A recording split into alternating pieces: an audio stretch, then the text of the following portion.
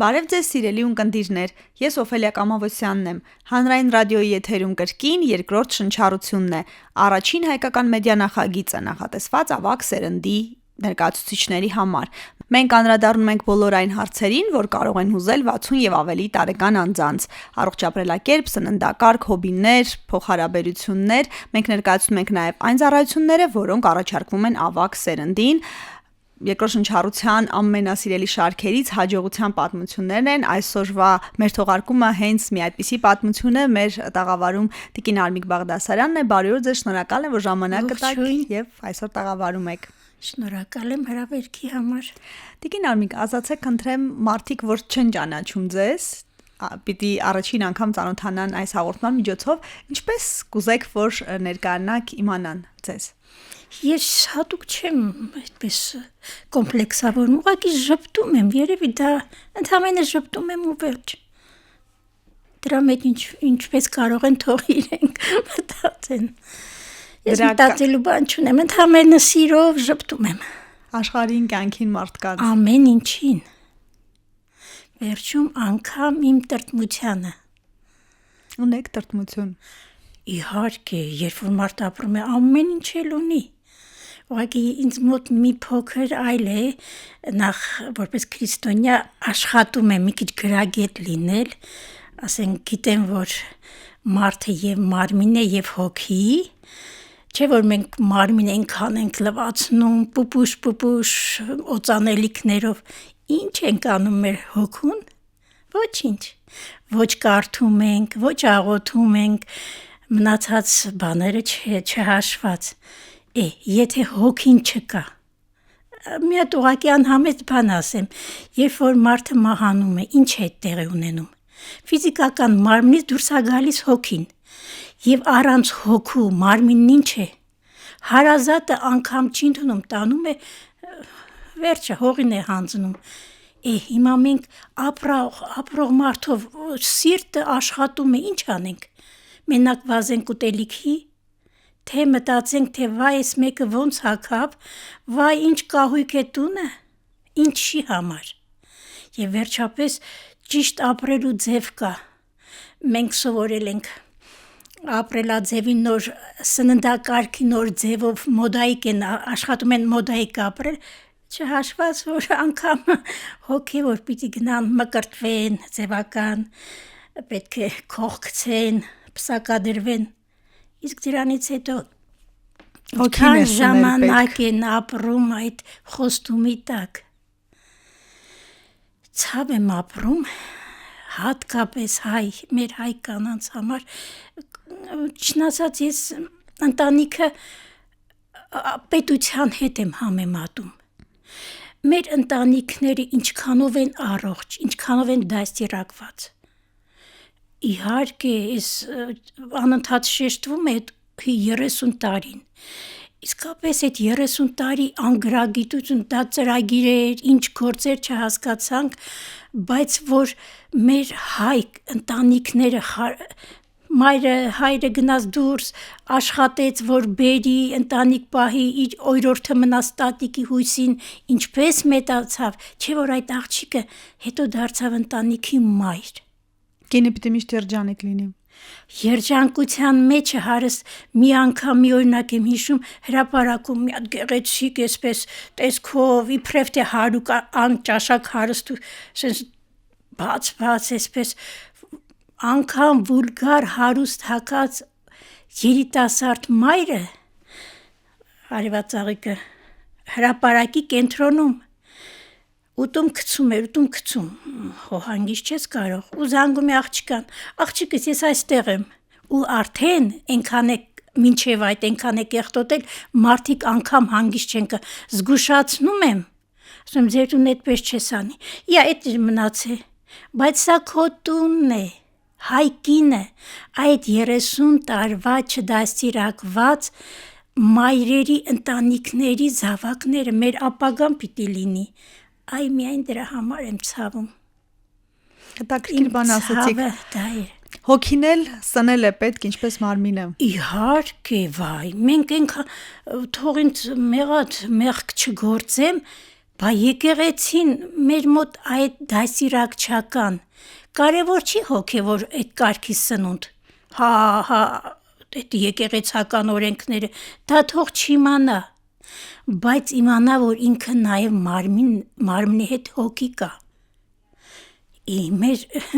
մեկ գնում ես միտեղ այնքան կանայք կան, մեծ խոսում են, իբրև պաշտոն ունեն, իբրև թե ամուսինները իրենց լավ պահում են եւ մնացած լավ բաները խոսելուց հետո այնքան դատարկ են, մի քանի հարցից հետո երկար չես կարող խոսել։ Այդ ցավ եմ ապրում մեր օրինակելի աշխարհի օրինակինը հայկինն է, հայ մայրը, հայկակա ուր է հիմա մեր հայ մայրերը, որ աստիճանի վրա են, դա է ինձ համար ցավ։ Կա այդպիսի բան, դրան դեռ կանդրադառնանք, ձեր անցած ուղու մասին պատմեք, Տիկին Արմիկ։ Ոյ, մի քիչ շատ երկար։ Պատմեք, ժամանակ ունենք։ Նախ այս տարիքում ես մի քանի երգը իմ հոբին է, այսպես ասած երգերարժություն պար, 3 երգչախմբում եմ մասնակցում, ավելացրած վետերան մանկավարժ եմ նաև, այդպես զբաղացնում եմ, մի քիչ ավելի երևի թե ակտիվ, ասենք խմբին տանում եմ հրավիրատոմսեր են տալիս, համերգ, թատրոն եւ այլ կուլտուրական օջախներ, շատ եմ զբաղված լինում։ Դուք ասեք այս տարիքում, բայց տարիքը չասացիք, եթե հարմար կգտնեք տարիքն ասեք ու մինչև Սոշակի անցնեն ինչով եք զբաղված։ Ցավոք սրտի ես զրկվեցի անօրեն տնօրենների պատճառով երեխաների հետ շփվել մանկավար դպրոցում, բայց ես եկեղեցում երևի 8-9 տարի երեխաների նկարել սովորեցրի բարեգործության ձևով, երբեմն ինձ ասում էին ճանապարհածախ գոնե վերցրու։ Եվ պատկերացնում եք այդ անվճար աշխատանքից ես իմ համար երևի $1 միլիոն է պատկերացրել, որ միլիոն էլ ստանայի, եթե այդ երջանկությունը, այս ապրումները, ուրախությունը չէի ապրի,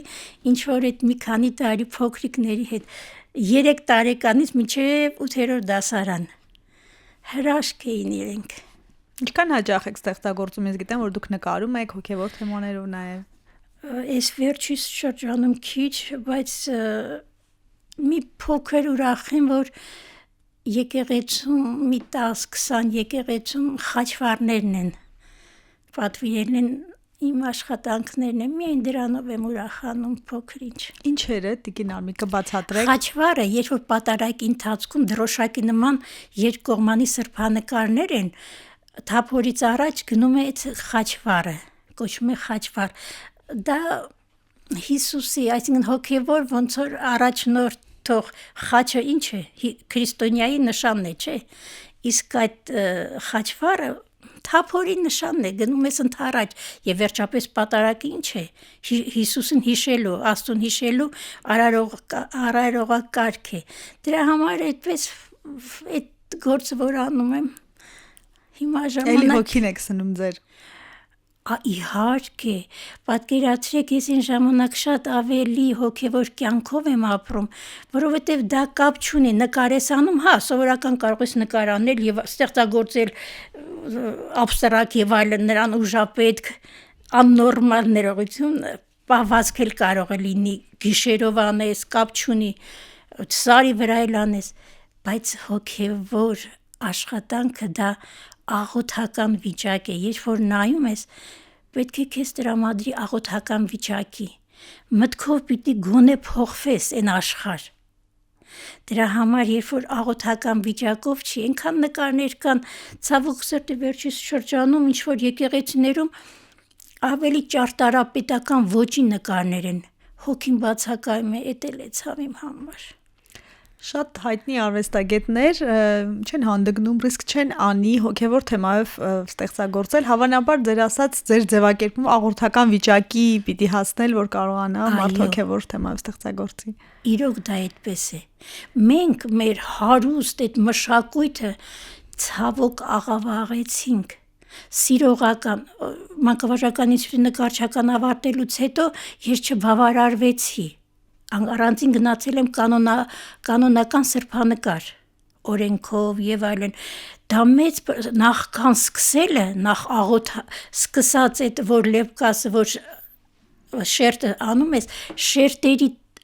բանկա քանի հատ շերտ եւ ամեն շերտի հետ պիտի աղոթ կանել եւ դա տրամադրում է քո աշխատանքին, երբ որ դեմք ես նկարում, ճիշտն ասած երբեմն վերջի շրջանում արագ որ նկարում եմ խզը բզանելով նվիրում եմ, ստացվում է մի քիչ ուրախ տրամադրություն, ասենք իմ ուրախ տրամադրությունը փոխանցվում է, բայց օրենքով դա պիտի չլինի, չէ որ տիրամայրը ցավ է ապրում, ուրախ է իր երեխան, փոքրիկը, մանուկը մոտն է, բայց երբ որ գիտի որ պիտի հեռանա, այդ տրտմությունը, ուրախության եւ տրտմության արտահայտությունը պիտի լինի, որը ստիպում է մարդը ապրում է եւ ուրախություն եւ տրտմություն, ավելի շատ, երբ որ վատ վիճակում է, տրտում վիճակում է, ավելի շատ Աստծուն հիշում, շատ քիչ դեպքերում ուրախություն ես իմ ասեն, վայ լավ փառք Աստծո,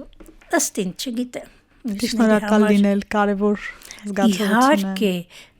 եթե այդ պահին էլ չես կարող շնորհակալություն հայտնել, գոնե քո այդ ներքին վիճակով որ ուրախանաս, որ տրամադրված լինես, դիմացինին ուրախ մի հատ լույս ջերմություն փոխանցես, դա արդեն բավական է։ Տիկին Արմիկ, տարիքը չասացիք։ Ախ, չարաբախտ, այդ հարցը 60+։ Հրաշալի է։ Ինչ մենք հանդիպել ենք, ձեր հեռախոսը չի դադարում զանգելուց, ձեզ զանգահարում են, դուք պետքական մարդ եք, ձեր օր ինչպես է անցնում։ Շատ տարբեր, շատ զբաղվածություն, այստեղ ես չեմ դժգոհում, ինչ անում եմ, շատ հաճույքով եմ անում, հասցնում եմ, այսպես հոգին երևի, Աստված հասցնում է ամեն ինչ, ուղղակի այստեղ տղաս է շատ տուժում։ Ըմբոստանում է։ Մեկ դեղին քարտ, արդեն հասել է կարմիր քարտ ցույց տալ, միայն ինքն է տուժում։ Ուշադրության առումով, ընկերության առումով։ Դե բնական է տանը քիչ եմ լինում, չէ՞ որ դրսում եմ շատ լինում։ Այն որ ասում ախ եմ անում տանը լինել։ Դրա համար չի ստացվում ստեղծագործելու պահը։ Տիկին Արմիկ, ես երկար մտածել եմ աշխատող, սոցիալական կյանքում ակտիվ կանանց մոտ, այսինքն բալանսը շատ դժվար է ապահովել արտաքին տեսքի, կենցաղային գործերի, հասարակական կյանքում ակտիվության, պարտադիր եւ երեխաների հետ մասով, ինչ որ մի բանը պետք է այս քառանկյան մեջ դուժի, ձեր դեպքում բացի որ ընտանիքում ձեզ պակասն են զգում, էլ որտեղ է որ դուք տեսնում եք որ ավելին է պետք անել։ Ես ապրում եմ այնպես ինչպես ստացվում է։ Ինչ որ մի բան եթե չի լինում, պատկերացրեք այն արտահայտությունը կա, ասում է, այս Աստված սենց էր ուզում։ Եվ դա այնքան ճիշտ արտահայտություն է, եթե դու արդեն հոգով քո հոգին էլ այսպես ընթացքի մեջ է, չէ, եթե դա չի լինում, եղել է ժամանակ շատ եմ տրտմել հատկապես հոգևոր հավատացյալ կոչված միջավայրից, շատ հուզվել եմ եւ այլն, հետո մտածում եմ Աստված ջան, բա ինչու իմ սուրբ հոգին տրտմեցրի, ինչի չար ուրախացավ։ Եվ վերջապես որպես քրիստոնյա Քրիստոսին թողեցին, լքեցին, գնաց մենակ, ես ով եմ որ։ Դες մխիթարվում ուրախ Հիսուսի ներկայությամբ գնում եմ։ Էդ է երևի իմ ապրելաձևը չէ։ Իսկ երաժշտությունը եւ բարը ձեր կյանքում։ Եթե նկարչական չգնայի, հաստատ երաժշտությունը իմ էությունն է։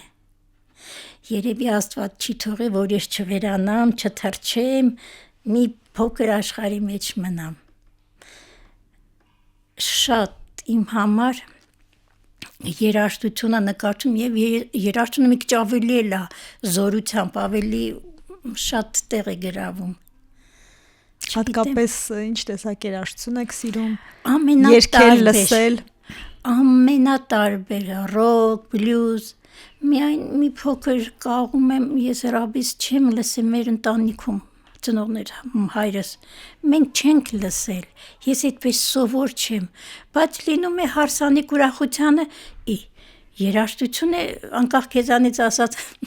եղբորս թորներ ասում, Արմիկ Հորկուրը հենց երաժշտություն տեսնում է, ձեռքերը բարձրացնում է, այսինքն տրամադրության հետ կապված է միգուցե այդպես, բայց բարձր որակի երաժշտություն եմ, պիտի բարձր որակի լինի, միջին ցածր երաժշտություն այդպես հետաքրքիր չէ։ Դասական լսում եք, ռոքից ինչ եք սիրում։ Դասական, անգամ շատ ժամանակ դե սիմֆոնիկ երաժշտության հրավերք ենք ունենում հաճախ, իսկ նախկինում անպայման պապկան մոտս պիտի լիներ, պիտի նկարեի։ Երբ որ երաժշտություն եմ լսում հոգևոր, հատկապես սիմֆոնիկ, անպայման պիտի ինչ-որ մի բան ստեղծվի անկախ ինձանից, այդ աշճանին վրա ազդում էի սիմֆոնիան և ընդհանրապես, բալետ, օպերա, ով չի սիրի։ Իսկ ռոքից։ Ռոքել եմ սիրում, ավելի շատ բլյուզ այդ կարգի։ Հրաշալի։ Ինչ կարևորություն են սոցիալական կապերը ձեր կյանքում, ես գիտեմ, որ դուք շատ ընկերներ ունեք, հագեցած կյանքով եք ապրում։ Կարևոր է, իհարկե կարևոր է։ Հետո ես երբեմն այդ հարցի հիմա որ տալիս եք մտածել եմ երբեմն հետ, ինչու ես ավելի շատ ինձանով չեմ զբաղվում, մեր ընտանիքով անձնական մտածում եմ, իմ կյանքի նպատակը երևի նա է, որ մարդկանց ուրախացնեմ։ Հասարակ բան է, ինձ հրավիրում են, խնդրում եմ, ասում կարելի է ընկերուին դառնում է խումբը այդպես մեծ, պատահել է այդպիսի բան, ինձ հրավիրել են, իմ խումբը դարձավ 50, 100, այդպես հրավիրել, ժողովուրդը ուրախանում է։ Գիտեք ինչ հետաքրքիր մեր մոտ չկա կենցաղային այդ կուլտուրայի օջախ գնալը, մարդը հարուստ է, փող ունի, լավ տեղել ապրում է, մտքովը չի անցնում, որ գումար տա գնա թատրոն, որ հրավիրում եմ գալիս են այնքան են ուրախ, սենց պայծառ, հա կարող եք դուք էլ գումար մի փոքր դրեք, չէ որ հոգին սնելու մասին եք ասում։ Հոգին սնելը սնվեց հոգին, բայց ինքը չէ որ կենցաղավարություն չի դա։ Մեր դպրոցներից անգամ ես վերջի շրջանում ճապոնական այդ երեխաների դաստիարակություն եմ նայում, իրենք չեն գիտելիքը սկզբում չի, իրենք պիտի դաստիարակվեն ճիշտ շրջապատում և վարվելաձև։ Մեր մոտ շատ կաղում է։ Այդ պահով, երբ որ գնում ես մաքուր լինի կողքը շրջապատը, մեր երկիրը, դրախտ ինչ ենք դարձրել, որ դուրս ես գալիս, ափսոսում ես, դե արում ես, Աստված վերևից տեսնում է, այդ ծովից ծով տվել էր, ինչի չմնաց, որտև մենք չսիրեցինք մեր երկիրը, դուրս ես գալիս ճանապարհ Հայաստանից դուրս, դատարկություն, փոշի, կեղճը, ինչ-որ կեղտ, ինչի է դա այդպես, ինչու չենք սիրում, վերջի շրջանում առիթ է եղել փառք Աստծո էլի, լինում է հանգստյան, առաջով էր գնում մեր շրջաներում հանգստանում, չէ, իսկ հիմա այնքան ուրախանում եմ, որ գնում են գոնե էլ այնտեղ մաքրում են, արդեն օջախները դարձել այցելության, գոնե կողքները մաքրում են, դա պիտի ծրագիր լինի, ազգային ծրագիրը բացակայում է, թե վարվելաձևի, թե մեր շրջապատի, լսել եմ, որ այս փոքր երկիրը երևի 6-րդ կեղտոտ երկիրն է, ես ինչ ենք անում, միատ արթնացեք, ժողովուրդ, ղեկավարներ, արթնացեք, բավական է կորցնենք, եկեք մերը պահենք, չգտնենք, չուզեն, բայց մերը պահենք, այդ իմ համար մեծ ցավ է։ Գոնե մաքուր պահենք։ Գոնե եղածը պահենք։